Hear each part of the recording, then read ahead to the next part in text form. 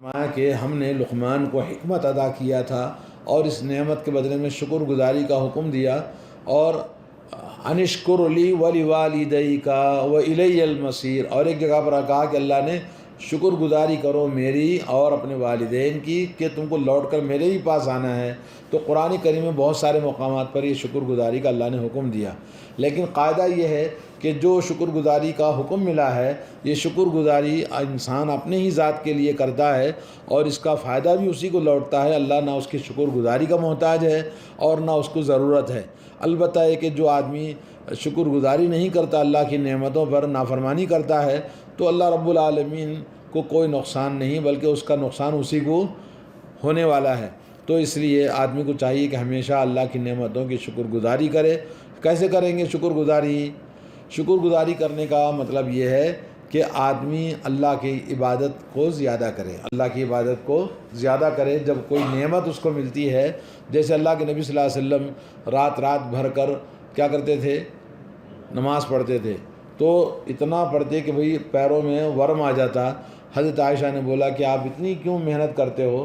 تو اللہ کی نعمتیں مجھ پر بہت زیادہ ہیں، افلا اکون عبدا شکورا، کیا میں اللہ کا شکر گزار بندہ نہ بنوں؟ تو اس طرح سے شکر گزاری کا ایک طریقہ یہ ہے کہ آدمی کثرت سے اللہ کی عبادت کرے، اور دوسرا ہے کہ اللہ رب العالمین کا ذکر کثرت سے کرے، استغفار کثرت سے کرے، اور قرآن کی تلاوت سب سے بڑی چیز ہے جو اللہ تعالیٰ کی شکر گزاری کرنے کے لیے۔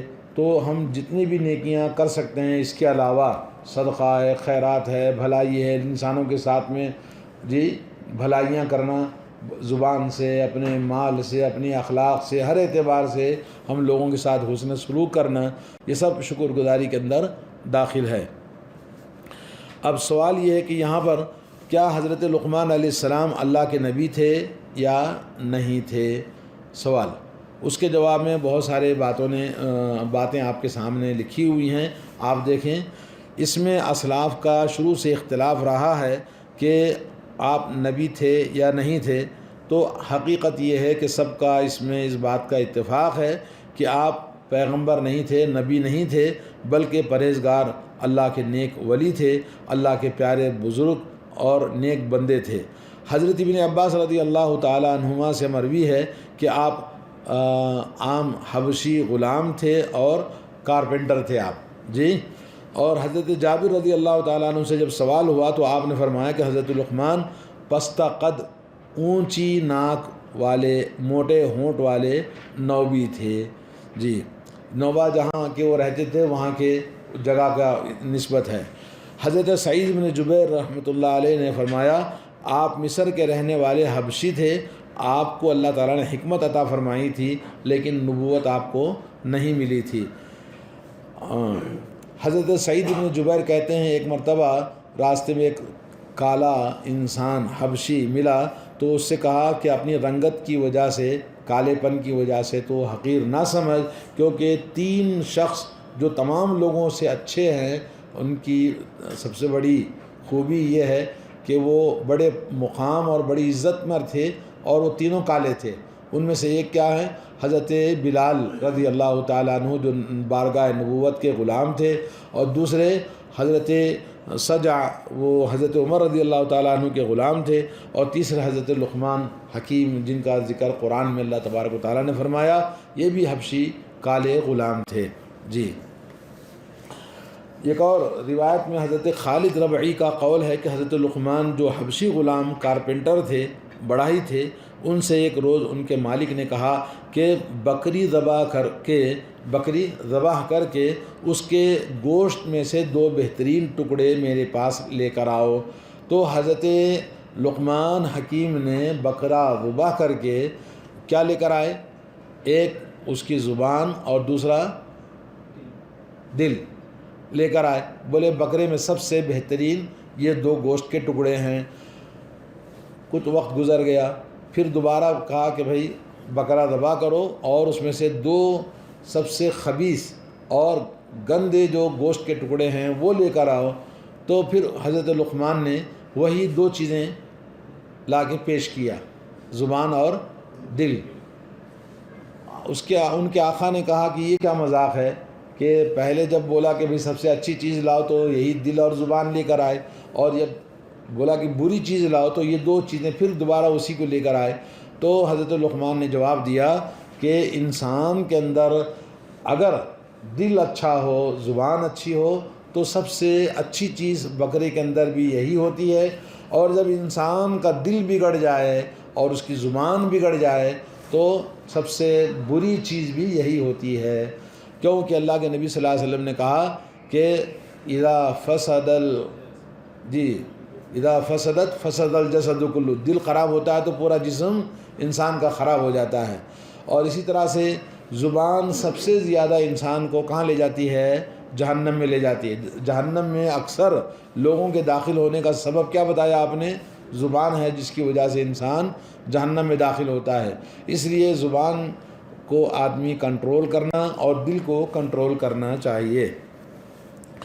حضرت مجاہد کا قول ہے کہ حضرت لقمان نبی نہ تھے لیکن نیک انسان تھے، سیاہ فام غلام تھے، موٹے ہونٹوں والے اور بھرے قدموں والے تھے، اور بزرگ سے یہ بھی مروی ہے کہ ایک اور بزرگ سے یہ بات مروی ہے کہ بنی اسرائیل میں یہ قاضی کے مقام پر تھے جی، اور کہا جاتا ہے کہ وہ حضرت داؤد علیہ السلام کے زمانے میں موجود تھے۔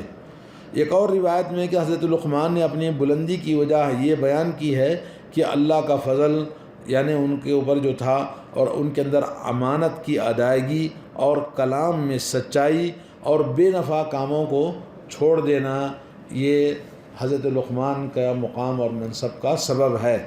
الغرض ایسے آثار صاف ہیں، آثار کے معنی خبریں، یہ کہ آپ نبی نہ تھے۔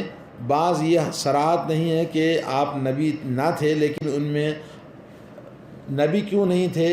اس لیے کہ آپ غلام ہونا ثابت ہے، اور کسی بھی انسان کا غلام ہونا یہ مخالف ہے کس کے؟ نبی بننے کے، کیونکہ دنیا میں اللہ رب العالمین نے جتنے بھی انبیاء علیہ السلام کو بھیجا، وہ اس معاشرے کے سب سے اونچے نسب، خاندان اور معاشرے کے سب سے بلند عزت دار گھرانے کے لوگ ہوا کرتے تھے، اور کوئی بھی غلام کو اللہ نے نبی نہیں بنایا ہے۔ تو حضرت لقمان کا نبی نہ ہونے کی سب سے بڑی دلیل کیا ہے؟ کہ تمام سے یہ ثابت ہے کہ آپ کیا تھے؟ غلام تھے۔ تو غلام ہونے کی وجہ سے آپ نبی نہیں تھے، لیکن اللہ نے آپ کو حکمت عطا فرمایا تھا جی۔ حضرت لقمان حکیم سے ایک آدمی نے کہا کہ کیا تو بنی حسحاس کا غلام نہیں؟ آپ نے جواب دیا جی ہاں، میں اسی قبیلے کا ہوں۔ اس نے کہا کیا تو بکریاں نہیں چروایا کرتا تھا؟ آپ نے فرمایا ہاں جی، میں بکریاں چرایا کرتا تھا۔ تو کالا آدمی نہیں ہے؟ بولے ہاں میں کالا ہوں۔ تو لقمان نے اس آدمی سے کہا کہ بھائی تم کیا پوچھنا چاہتے ہو؟ تو اس نے کہا کہ پھر یہ بتاؤ کہ تمہاری مجلس میں لوگوں کی ہمیشہ تانتا لگا رہتا ہے، تمہاری مجلس میں لوگ ہمیشہ فل رہتے ہیں، اور تیرے دروازے پر لوگ برابر جمے رہتے ہیں، بھرے رہتے ہیں، اور تمہاری باتوں کو لوگ بڑے غور سے سنتے ہیں، یہ کیا تمہارے اندر اسپیشلٹی ہے جبکہ تم ہر اعتبار سے تم نیچے کمتر آدمی ہو؟ تو آپ نے جواب دیا بھائی سنو، جو باتیں میں تمہیں کہتا ہوں ان پر عمل کر لو تو تم بھی مجھ جیسے ہو جاؤ گے۔ تو کیا باتیں بتائی؟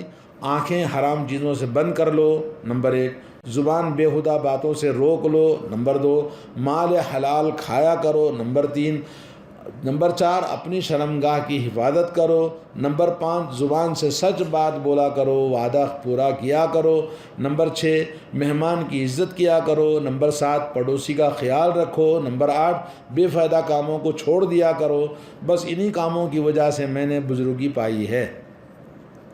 یہ باتیں سب اسلام کے اندر، اخلاق کے اندر، ہمارے پاس بھی تعلیمات کے اندر موجود ہیں جو نبی کریم صلی اللہ علیہ وسلم نے ہمیں حکم دیا ہے۔ حضرت ابو الدرداء رضی اللہ تعالیٰ عنہ فرماتے ہیں کہ لقمان حکیم کسی بڑے گھرانے کے امیر اور بہت زیادہ کنبے قبیلے والے نہ تھے، ہاں ان میں بہت سی بھلی عادتیں تھیں۔ وہ خوش اخلاق انسان تھے، خاموش غور فکر کرنے والے، گہری نظر والے، دن کو نہ سونے والے یعنی محنتی آدمی تھے۔ لوگوں کے سامنے تھوکنا، نہ پیشاب پاخانہ کرنا، غسل کرنا، ایسی چیزیں لوگوں کے سامنے نہیں کیا کرتے تھے جی۔ اور بیکار باتیں لغو کام سے دور رہتے تھے، ہنستے کم تھے، جو کلام کرتے تھے حکمت سے خالی نہ ہوتا تھا۔ جس وقت ان کی اولاد فوت ہوئی یہ بالکل نہیں روئے جی، اور بادشاہوں امیروں کے پاس اس لیے جاتے تھے کہ تاکہ غور و فکر کرے، عبرت اور نصیحت حاصل کرے۔ اسی وجہ سے اللہ تعالیٰ نے ان کے اندر بہت ساری خوبیاں عطا فرمائی اور بزرگی عطا فرمائی۔ ایک اور روایت میں حضرت قتادہ سے ایک عجیب و غریب اثر مذکور ہے کہ اللہ تبارک و تعالیٰ نے ان کو اختیار دیا تھا کہ آپ چاہے تو نبوت کو اختیار کر لو یا حکمت کو اختیار کر لو، تو انہوں نے کس کو اختیار کر لیا؟ حکمت کو اختیار کر لیا، نبوت کو اختیار نہیں کیا۔ لوگوں نے کہا بھی آپ نے نبوت کیوں نہیں چنا؟ کہا کہ اللہ تعالیٰ اگر مجھے ڈائریکٹ نبی بنا دیتا تو ممکن ہے میں اس کو لے لیتا، لیکن اللہ رب العالمین نے جب اختیار دیا تو میں نے کس کو اختیار کیا؟ حکمت کو اپنایا، اس لیے کہ نبوت کی ذمہ داری بڑی زیادہ ہوتی ہے، ممکن ہے میں سنبھال نہ پاؤں، تو میں نے حکمت کو اپنا لیا۔ اس طرح سے جواب دیا۔ لیکن اس روایت کو ایک آدمی اس کے اندر سعید بن بشیر ہے جو ضعیف ہے، اس لیے یہ روایت ضعیف ہے۔ تو یہ اس آیت میں اللہ تبارک و تعالیٰ نے کیا کہا؟ وَلَقَدْ آتَيْنَا لُقْمَانَ الْحِكْمَةَ، ہم نے لقمان کو حکمت عطا کی تھی۔ قرآن میں دوسرے مقام پر یہ اللہ نے کہا سورہ آل عمران میں وَمَن يُؤْتِ الْحِكْمَةَ فَقَدْ أُوتِيَ خَيْرًا كَثِيرًا، جس کو حکمت عطا کی گئی ہے فقد اوتیہ خیرًا کثیرا، تو اس کو بہت زیادہ بھلائی عطا کی گئی ہے۔ وہ کیا ہے؟ حکمت، علم۔ تو یہاں حضرت قتادہ کہتے ہیں اس کی تفسیر میں یہاں حکمت سے مراد اسلام کی سمجھ ہے۔ حضرت لقمان نبی نہ تھے، نہ ان پر وحی آئی تھی، بس سمجھ، علم اور عبرت اللہ نے ان کو عطا فرمایا تھا۔ اللہ نے فرمایا کہ ہم نے انہیں شکر بجا لانے کا حکم فرمایا تھا، میں نے تجھے علم، عقل دی ہے اور دوسروں پر جو بزرگی عطا فرمائی ہے اس پر میری شکر گزاری کر۔ شکر گزار کچھ مجھ پر احسان نہیں کرتا ہے بلکہ وہ اپنا ہی بھلا کرتا ہے، جیسے اور آیت میں موجود ہے من عمل صالحا فلانفسہم یمہدون، نیکی والے اپنی ہی لیے بھلائی کا توشہ تیار کرتے ہیں۔ یعنی جو نیکی آدمی کرتا ہے وہ نیکی کس کے لیے کر رہا ہے؟ اپنے لیے کر رہا ہے۔ یہاں فرمان ہے، حکم ہے کہ اگر کوئی ناشکری کرے تو اللہ اس کی ناشکری سے کوئی نقصان نہیں پہنچتا، وہ اپنے بندوں سے بے پرواہ ہے، سب کے سب اس کے محتاج ہیں، وہ سب سے زیادہ بے نیاز ہے۔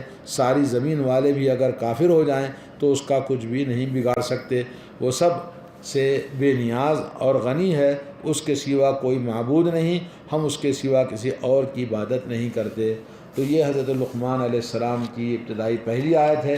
اور حضرت لقمان حکیم، ان کی حکمت کی باتیں اس کے بعد آگے ہمارے پاس آنے والی ہیں، تقریباً 10 آیتیں موجود ہیں، انشاءاللہ ہم پڑھیں گے۔ اس میں بڑی حکمت کی باتیں اور علم کی باتیں اور شریعت کے بڑے احکام اس کے اندر اللہ نے بیان کیے ہیں۔ آپ انشاءاللہ اگلے ہفتے سنیں گے۔ اللہ تعالی ہم سب کو اللہ رب العالمین کے ایسے ہی نیک سارے بندوں میں شامل فرمائے، اور ہر طرح کی برائیاں جیسا کہ حضرت لقمان نے ذکر کی ہیں ان سے بچنا چاہیے۔ اللہ تعالی ہم سب کو بچائے۔ جی، تو یہ تھی بات حضرت لقمان علیہ السلام کے بارے